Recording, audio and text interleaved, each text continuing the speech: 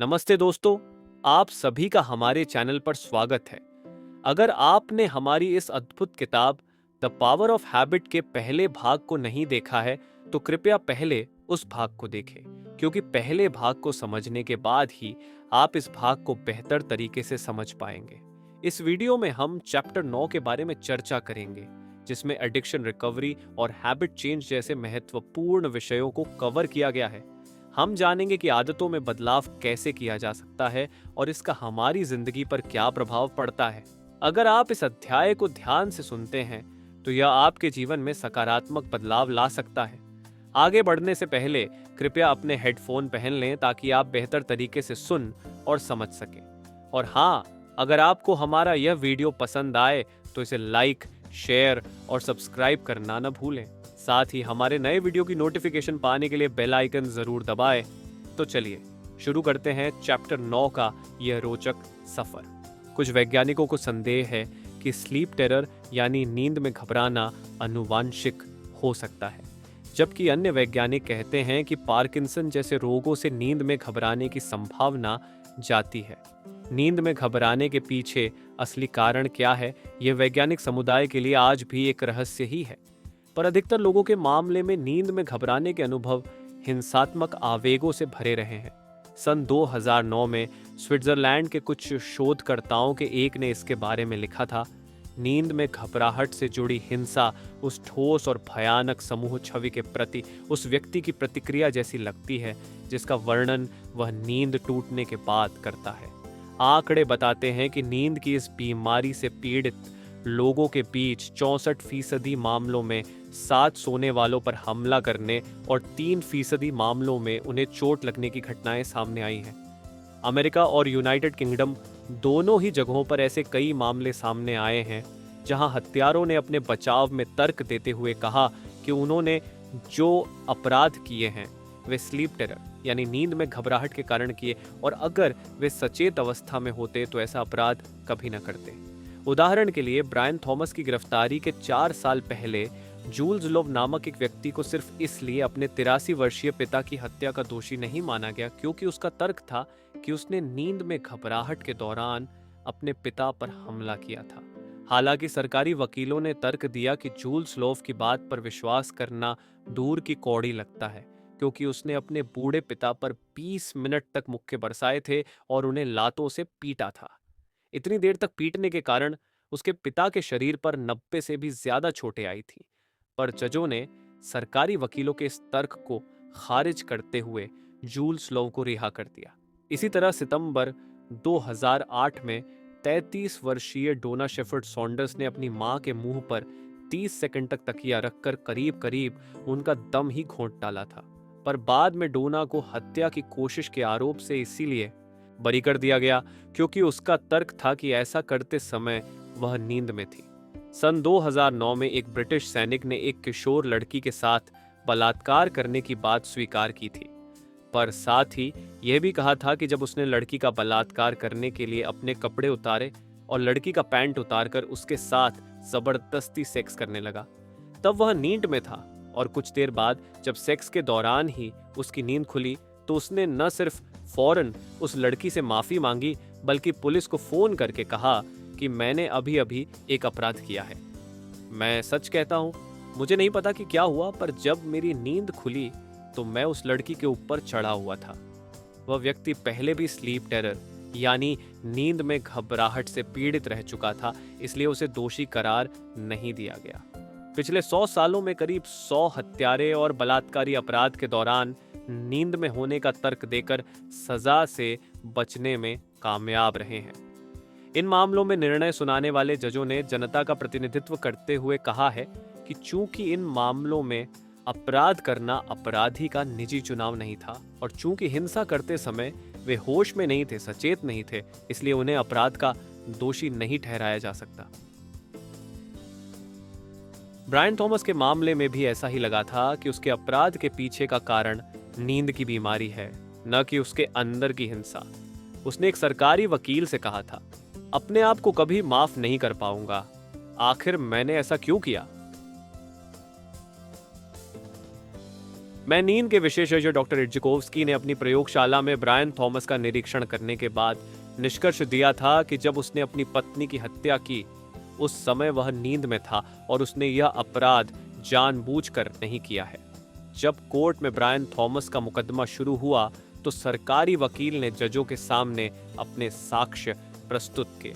उन्होंने जजों को बताया कि ब्रायन अपनी पत्नी की हत्या का अपराध पहले ही स्वीकार कर चुका है। उसे पता था कि वह नींद में चलने की बीमारी से पीड़ित है। सरकारी वकील का तर्क था कि अपनी बीमारी की जानकारी होने के बाद भी छुट्टियां बिताने के दौरान ब्रायन ने कोई सावधानी नहीं बरती, इसीलिए अपने अपराध का जिम्मेदार भी वह खुद ही है। जैसे जैसे दोनों पक्षों के बीच तर्क वितर्क आगे बढ़ा, यह स्पष्ट हो गया कि वकील एक ऐसी बात साबित करने की कोशिश कर रहे हैं जो असंभव है। ब्रायन थॉमस के वकील ने तर्क दिया कि उनका मुवक्किल अपनी पत्नी को मारना नहीं चाहता था, और तो और उस दुर्भाग्यपूर्ण रात के समय में उसका खुद पर कोई बस ही नहीं था। उसे किसी कथित खतरे का अंदेशा हो रहा था, इसलिए उसने स्वचालित ढंग से प्रतिक्रिया की। वह तो बस एक ऐसी इंसानी आदत के अनुसार प्रतिक्रिया दे रहा था जो इंसानी प्रजाति जितनी ही पुरानी है। वह आदत है खतरे का अंदेशा पाते ही हमलावर का सामना करना और अपने प्रियजनों को बचाने की स्वाभाविक प्रवृत्ति के अनुसार क्रिया करना। उस रात उसके मस्तिष्क के सबसे आरंभिक हिस्सों में से एक में उसे यह महसूस हुआ कि कोई उसकी पत्नी का गला घोंट रहा है। यह विचार आते ही उसकी आदत उसकी तर्क शक्ति पर हावी हो गई और वह उस अनजान हमलावर का सामना करने लगा। तब तक उसके मस्तिष्क के हायर कॉग्निशन उच्च संज्ञान के पास हस्तक्षेप करने का कोई मौका नहीं बचा।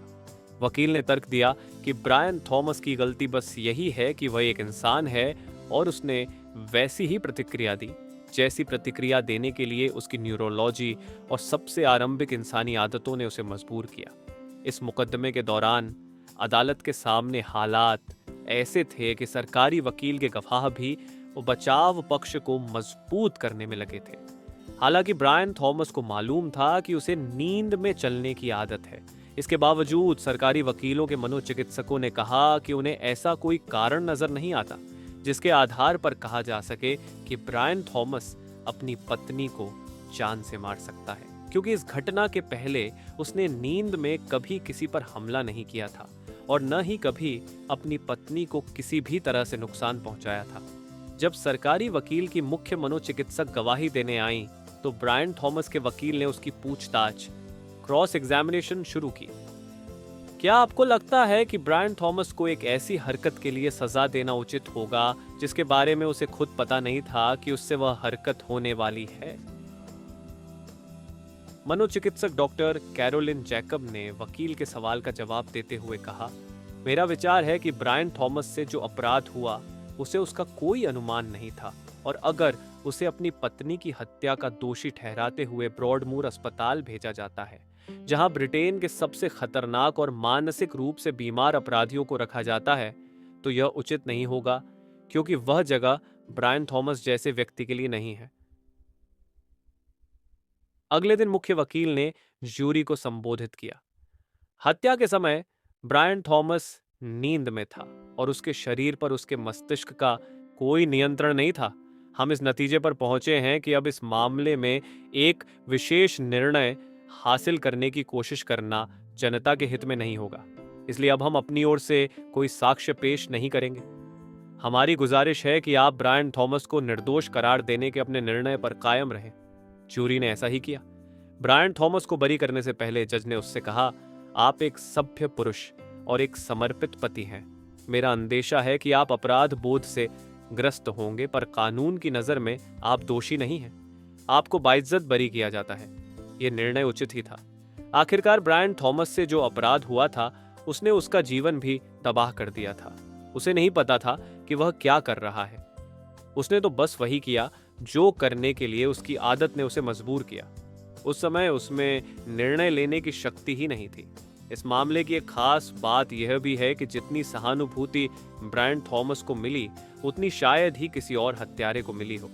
वह खुद करीब करीब एक पीड़ित जैसा ही था, और इसीलिए सुनवाई खत्म होने के बाद जब उसे बरी किया जा रहा था तो खुद जज ने उसे सांत्वना देने की कोशिश की। जुए की लत से ग्रस्त एंजी बैचमैन के मामले में भी ऐसे ही कई बहाने बनाए जा सकते हैं। वह भी अपनी हरकतों से तबाह हो चुकी थी। उसने भी बाद में कहा था कि वह गहरे अपराध बोध से जूझ रही है, और जैसा कि स्पष्ट था, वह जो भी कर रही थी अपने अंदर गहरे बसी आदतों के चलते ही कर रही थी। यही कारण था कि उसके लिए अपने निर्णयों बारे में तार्किक ढंग से सोचना मुश्किल हो गया था। पर कानून की नज़र में अपनी आदतों के लिए बैचमैन खुद जिम्मेदार थी, जबकि ब्रायन थॉमस के मामले में कानून का रुख बिल्कुल विपरीत था। क्या एनजी बैचमैन जैसी जुआरी को ब्रायन थॉमस जैसे हत्यारे की तुलना में अधिक दोषी माना जाना उचित है? इसे हमें अपनी आदतों और अपने चुनावों की नैतिकता के बारे में क्या पता चलता है? 3. एनजी बैचमैन ने स्वयं को दिवालिया घोषित किए 3 साल ही हुए थे कि उसके पिता की मृत्यु हो गई। इसके पहले उसके जीवन के करीब 5 साल नियमित रूप से अपने माता पिता के घर आने जाने में बीते थे। जैसे जैसे उसके माता पिता की उम्र बढ़ी, उनकी बीमारियां बढ़ी, एनजी ने एक बेटी होने का फर्ज निभाते हुए उन्हें पूरा सहारा दिया और उनका ख्याल रखा। इसीलिए पिता की मृत्यु एनजी के लिए एक बहुत बड़ा झटका थी। इसके सिर्फ 2 महीने बाद ही एनजी की मां भी चल बसी। मेरी तो जैसे पूरी दुनिया ही बिखर गई, एनजी ने कहा। हर सुबह जब मेरी नींद खुलती थी तो पल भर के लिए मैं भूल जाती थी कि मेरे माता पिता मुझे छोड़कर इस दुनिया से चले गए हैं। फिर अगले ही पल जैसे ही मुझे सच्चाई याद आती तो मुझे अपने सीने पर असहनीय भार महसूस होने लगता। ऐसा लगता मानो कोई आकर सीधे मेरे सीने पर खड़ा हो गया हो। मैं किसी और चीज के बारे में सोच ही नहीं पा रही थी। मुझे समझ में नहीं आता था कि बिस्तर से उठने के बाद मुझे क्या करना है। जब उसके स्वर्गवासी माता पिता की वसीयत पड़ी गई तो पता चला कि उसे विरासत में करीब $10 लाख की संपत्ति मिली है। इन पैसों में से $2,75,000 खर्च करके एनजी ने अपने परिवार के लिए टेनेसी में एक नया घर खरीद लिया। उसने यह घर इसलिए चुना क्योंकि कुछ ही दूरी पर एनजी के माता पिता का घर था और मरने से पहले कई सालों तक वे उसी घर में रहे थे। फिर जब एनजी की बड़ी हो रही बेटियों को पढ़ाई के लिए दूसरे शहर भेजने की बात आई तो एनजी ने उन्हें पास के एक ही शहर भेजा ताकि पूरा परिवार आसपास ही रहे। इसके लिए भी उसने अपनी संपत्ति से कुछ पैसे खर्च किए। टेनेसी में कैसीनो में जुआ खेलना अवैध था। मैं फिर से उस चक्कर में नहीं पड़ना चाहती थी, एनजी ने मुझे बताया। मैं ऐसी हर चीज से दूर रहना चाहती थी जो मुझे महसूस कराए कि मेरा खुद पर कोई नियंत्रण नहीं है। उसने अपना फोन नंबर भी बदल लिया था और अपने पुराने कैसीनो को इसके बारे में कुछ नहीं बताया था। इस तरह वह खुद को सुरक्षित महसूस कर रही थी। फिर एक रात वह अपने पति के साथ अपने पुराने शहर जा रही थी ताकि अपने पिछले घर में रखे फर्नीचर को नए घर में ला सके। रास्ते में गाड़ी चलाते हुए वह अपने माता पिता के बारे में सोचने लगी। उसे लगा कि उनके बिना वह कैसे जी पाएगी। आखिर वह एक बेहतर बेटी क्यों नहीं बन सकी। वह अपने इन ख्यालों में बुरी तरह गुम हो गई और उसे लगा जैसे उसे पैनिक अटैक आने वाला है। उसे जुआ छोड़े सालों बीत चुके थे, पर उस पल उसे ऐसा लगा जैसे उसे अपने इस भावनात्मक दर्द से छुटकारा पाने के लिए किसी और चीज में मन लगाना होगा। उसने अपने पति की ओर देखा। वह बहुत हताश थी। वह बस एक बार जुआ खेलना चाहती थी। चलो कैसीनो चलते हैं, उसने कहा। जब वे दोनों कैसीनो पहुंचे तो वहां के एक मैनेजर ने उसे फौरन पहचान लिया। उसने उन दोनों को खिलाड़ियों के लाउंज में आमंत्रित किया। उसने एनजी से उसके हालचाल पूछे और एनजी ने पल भर में उसे सब कुछ बता डाला कि कैसे उसके माता पिता की मौत हुई, कैसे उनका इस दुनिया से जाना एनजी के एक बहुत बड़ा झटका था, कैसे वह हर समय थकी हुई और हताश महसूस करती है और कैसे उसे लगने लगा है कि वह बस टूटने की कगार पर खड़ी है। वह मैनेजर अच्छा श्रोता था। उसने पूरे धैर्य से एनजी की एक एक बात सुनी। एनजी इतने दिनों से जिस हताशा के विचारों से जूझ रही थी, उन्हें जाहिर करके उसे बड़ी राहत महसूस हुई। खास तौर पर उसे सबसे अच्छा यह लगा कि उसकी हताशा भरी बातें सुनने के बावजूद यहाँ किसी ने उसे आंकने की कोशिश नहीं की, बल्कि यही कहा कि यह सब महसूस करना सामान्य बात है। इसके बाद वह ब्लैक जैक की टेबल पर बैठ गई और अगले 3 घंटे तक जुआ खेलती रही।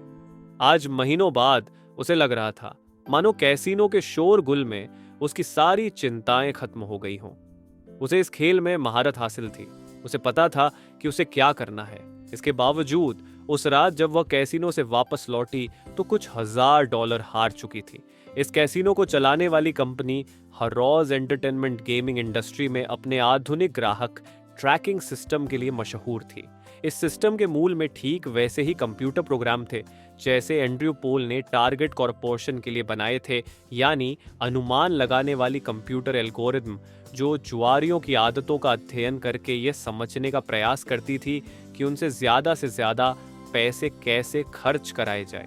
कंपनी ने खिलाड़ियों को अनुमान आधारित आजीवन मूल्य दे रखा था और कंप्यूटर सॉफ्टवेयर यह अनुमान लगाने वाले कैलेंडर तैयार करता था कि खिलाड़ी कितनी बार कैसीनो में आएंगे और कितना पैसा खर्च करेंगे। कंपनी अपने ग्राहकों को लॉयल्टी कार्ड के जरिए ट्रैक करती थी और उन्हें फ्री लंच डिनर के कूपन और कैश वाउचर्स मेल करती रहती थी। टेलीमार्केटिंग करने वाले लोगों के घरों में फोन करके पूछते थे कि वे कहाँ गए। कैसीनो के कर्मचारियों को यह प्रशिक्षण दिया गया था कि वे अपने ग्राहकों को अपने जीवन के बारे में बातें करने के लिए प्रोत्साहित करें। कंपनी को उम्मीद रहती थी कि अपने जीवन के बारे में बातें करते हुए ग्राहक कुछ ऐसे खुलासे भी कर देगा जिनकी मदद से कंपनी अनुमान लगा सकेगी कि उसके पास कितना पैसा है, ताकि वह पैसा जुए में खर्च कराया जा सके।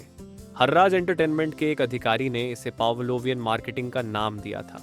कंपनी अपनी इस अनुमान प्रणाली को ज्यादा से ज्यादा सटीक बनाने के लिए हर साल लाखों परीक्षण करती थी। कस्टमर ट्रैकिंग के कारण कंपनी का मुनाफा करोड़ों डॉलर बढ़ गया था। उनका यह system the power of habit. किताब को यहाँ तक सुनने के लिए आपका बहुत बहुत धन्यवाद। ये किताब आपको कैसी लगी हमें ज़रूर बताएं और अगले भाग का इंतज़ार करना न भूलें जो जल्द ही आपके लिए आ रहा है। अगर आपको ये किताब अच्छी लगी हो तो वीडियो को लाइक करें, अपने विचार कमेंट में ज़रूर शेयर करें और हमारे चैनल को सब्सक्राइब करना न भूलें।